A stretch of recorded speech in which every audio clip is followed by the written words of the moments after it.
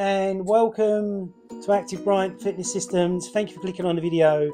And this video is all about what I've learned from Paul Chek with my 35 years of workout experience and what I've changed in my workout programs. So when I very first started training in my early 20s, you can see the picture coming up, I was doing lots of bodybuilding techniques in which to gain size. There was no cable pull machines in any gym. There was heavy dumbbells. There was no Swiss balls. There was incline pressing machines and some Smith machines. Wag Bennett's gym had some Smith machines, which I believe they're for disabled people and not for normal people, in my opinion. Because what they do is they switch off your stabilizers so you become weaker. Because I used to bench press 320s a side, so then I started using the Smith machine and went up to 3.5 20s a side when I was a lot heavier. And then when I went to the free bar, I couldn't lift fuck all. It was really terrible. So after hearing about Paul Chek through the fitness industry in 2003, a friend of mine said, he's doing a talk in Brighton. Do you want to go and see him? So I bought a ticket, turned up late, but managed to sit down. Paul walked in. He was ripped to the bone, had this huge six-pack, but walked in with a pair of moccasins on, and I thought to myself, who's this cunt in the pair of moccasins? And we had to do training with medicine balls. And I tell you what, this medicine ball workout was a fucking workout. I was sore for over 4 days. And I'm like, how can this fucking ball just make me so sore? So that really blew my mind. And when I was sitting there, there was two guys talking next to me, and Paul thought it was me and pointed at me and sort of like give me a little bit of a bollocking type thing. And I was thinking, it's not me, it's them beside me. And then Paul brought out this audio program called You Are What You Eat. So I started listening I bought the program, took it home, and he just brought out Eat, Move and Be Healthy. Started reading that and studied You Are What You Eat. And I've still got the audio here, and it still blows my mind the amount of information that is in that. And on Instagram, on all the social media, they're all talking about stuff that Paul was talking about over 25 years ago, which is crazy. And if you look at How to Eat, Move and Be Healthy coming up there, the information in there is so far advanced compared to any health book. It's just unbelievable. And that's why I think it was so successful, and I think he sold thousands of copies, which was amazing. And then they re-released a new one of it, which I haven't bought yet. But after studying with Paul, I learned with my own training doing bodybuilding techniques that had to go out the window. So then I started doing push and pull with cables. Then I started doing a lot of Swiss ball work, balancing, working on my inner unit, which I didn't even know what a fucking inner unit was. Then as my inner unit got stronger, I could do more stuff on the Swiss ball, like balancing on my knees, going around in a circle on top of the Swiss ball, occasionally standing on the Swiss ball, but I think that's highly dangerous, so I avoid that. But I can do on my knees.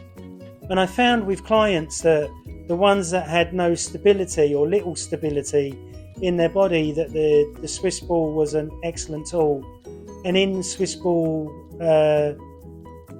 training, in the manual, I learned that in 1950 they were used by physiotherapists in which to turn on the stabilizing muscles in the body that can switch off when you have an operation or you've got an injury. The muscle can be inhibited. By using a Swiss ball, it can get it to fire and get it to work again. And then I learned about gut health and how the gut is related to the brain, and that if the gut is not healthy, your brain is not healthy. And I believe a lot of people on antidepressants shouldn't be on them. They should be getting their gut healed and the gut microbiome getting healthier again. where they can reverse it. It will take about a year, but they can reverse what's going on inside the gut, which will then heal the brain. Which, that was mind-blowing to me. And then Paul was talking about you must isolate, but then you must integrate.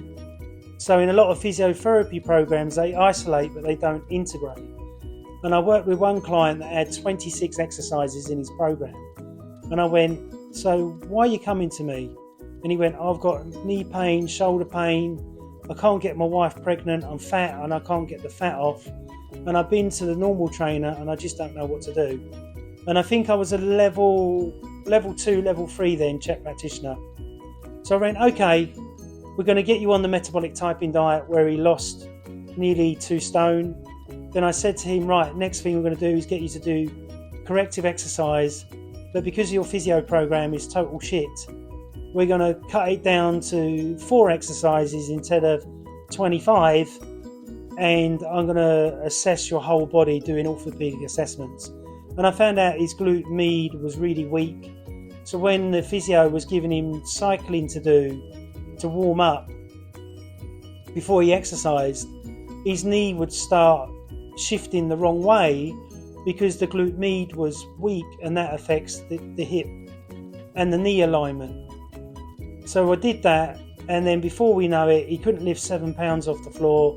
I think I got him lifting 110. The back pain disappeared, the pain all over his body disappeared, and he got his wife pregnant. So everything I promised him worked, and we got the result, but he had to pay a lot of money for it. I'm not a cheap trainer whatsoever. And that's only because I've got a confidence in the ability of what I learned from Paul over the years of studying with the Chek Institute and learning what I learned from Paul one-to-one, as well as what I learned in the manuals, the courses, and being on the courses one-to-one with the faculty that were teaching me. So the other thing that I learned was about breathing, that if your breathing pattern is out, this will cause the muscles to go short and tight and may give you lower back pain, shoulder pain and neck pain. And I saw another client that had this neck issue, so I got him to lay on the massage bed and I went, oh, you just don't know how to breathe properly. He went, what? And I went, well, I'm going to release your diaphragm, teach you how to breathe properly, and if you practice these exercises, you'll find that it will release over time. But it released as soon as I released the diaphragm and showed him how to breathe correctly.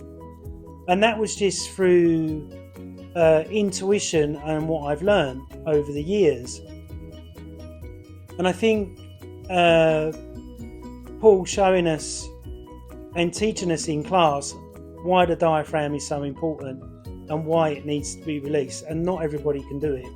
If somebody's not a Chek practitioner, they won't know how to release it. Doctors just don't know how to release it. So we make 23,000 breaths a day, but if you're over the 23,000 breaths, then that's showing you've got an inverted breathing pattern. And if you're constantly breathing into your chest, that's showing hyperventilation. Then the other thing that I found with the Institute was, like in my old bodybuilding program, I would do 20, 30 exercises till I was absolutely caned, and I'd wake up the next morning having so many DOMs. I couldn't sit properly, I couldn't walk properly, I couldn't lift my arm up because of these DOMs that I was getting delayed onset soreness. Whereas I learned through the Institute, 1 to 5 exercises is enough, depending on the physiological load of that client or yourself on that given day. So some people will push themselves so hard to go and train, but they got the knee pain, shoulder pain, elbow pain, but that's the body telling you, hey, you need to stop. You need to do something lighter, you need to do something less. But unfortunately, many men and women are in their egos and won't listen to their internal self. So I remember seeing a guy in the gym and he had a tennis elbow. And the first thing he was doing in his workout was bench pressing seated bench press, and then laying bench press. And I went, don't you understand that's going to make your elbow worse? I've had cortisone injections, so I can work through it, and I've got it wrapped. And then I see him stand up, and I could see his posture was really bad, and he had winging scapulars. So I knew if I changed the scapulars and aligned his posture and got him to stretch certain muscles around the arm and shoulder, that it would relieve the pain. So I'd done a bet with him, and I said, look, I bet you a dinner, if I give you certain stretches and you do them and you avoid these exercises for just a couple of weeks, your pain will disappear. He went, okay, on. So I changed his program a little bit, gave him some certain stretches, and within a week, the pain had completely gone. But he still wanted to do ego bench pressing. So I said to him, right, let's do scapular pressing, press-ups on the floor. And if you can do them for 20 repetitions on a 3-3-3 tempo, then you can go back to bench pressing. He couldn't do it. It took him 6 weeks to master it.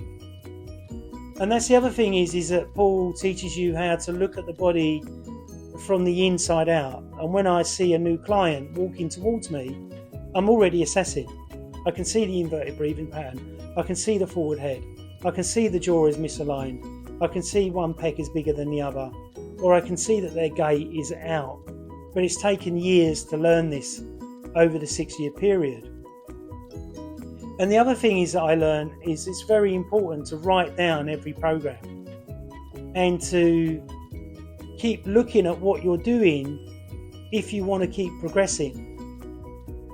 And many guys and girls, when I walk around the gym, no program. Where's your program, mate? Oh, it's in my head. Oh, what? So you're more clever than a car engine? Could you go and strip a car engine and put it back together again? Oh no, don't be fucking stupid. Well, I'm not being stupid, mate. That's how complex the human body is.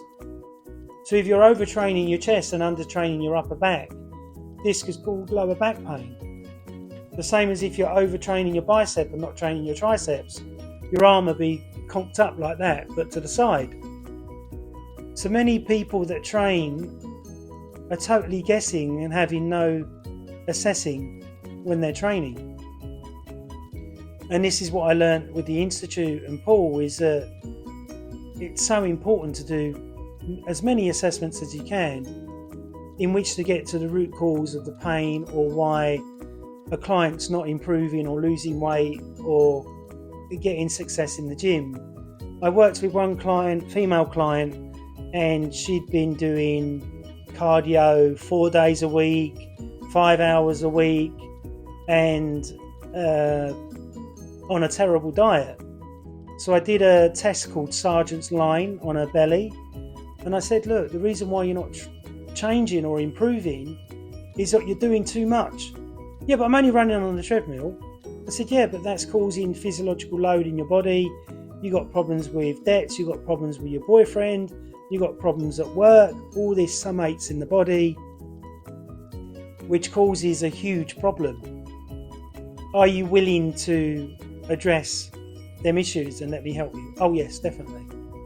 I got her to drop 3.5 stone, and we was only doing it online. I didn't even see her, saw her one-to-one online. And that to me just blew my mind on what I've learned with the Institute over the 6 years. It's given me confidence that I can change and help anybody as long as they're ready to change. Because some people have an emotional attachment to their fat, or to their weight gain, or to the stress that they're getting. They get a buzz out of it. And I have to find, by asking deep questions, whether the client is really ready for change. And all of the clients over the 26 years that I've worked with come with complex issues. And this is why the average trainer is pretty shit, because they can't work with mental, emotional, physical and spiritual issues. And this is what I learned from the Chek Institute. So I never used the Smith machine, because the Smith machine really kills the stabilizers in the body. And I tested it when I very first started with the Chek Institute. My bench press was 320s a side, and I went up to 320s and a 10 aside for 6 reps. I was feeling like the Don in the gym. Then when I went to the free bar, I couldn't even do 20. So then I realised that the Smith machine was a piece of shit. But if you're injured and you want to get back to exercise slowly and rehabilitate yourself, it's a brilliant rehabilitation tool. The same with the Swiss ball, you can use it for multiple conditioning in the body, as well as stretching the body, as well as mobilising the body. And I've been doing that for longer than 26 years. And it always works. I've still got the same Swiss ball I bought 26 years ago in my living room. And I think it's amazing how a lot of the gyms in the UK, or especially in London, have taken the Swiss balls out, saying that they're dangerous, but they're not. The only reason why they're dangerous is because the new PTs that are coming into the industry are only doing online courses and not doing practical one-to-one work with clients. And I know about 4 gym managers, and they said, Scott, the quality of trainer has got worse. And the reason why the quality of trainer has got worse is because they're just thinking about the money. They're not thinking about longevity of their job and giving their clients quality. I give my clients a 5-star service because I know the body inside out, and I can see through the skin, through their breathing, through their movement, through their attitude, how I can help them and how I can change things in a dramatic way. But I would never have learnt this without the help of the Chek Institute and Paul Chek himself. With all he's done thousands of YouTube videos the same as myself. So I hope you've enjoyed this video, me giving you an insight on how my own training, even my diet, I don't have protein powders, I try and eat high amounts of meat and veg. I'm not eating a paleo diet because I know it can be bad for the bowels. I just eat like a protein type, and that really suits me and helps well. And I learned another thing is never sacrifice your intensity and always keep learning. So I hope you enjoyed this video. Please subscribe to the YouTube channel by pressing the big button down there, and I look forward to chatting to you again soon. Thanks very much. Bye.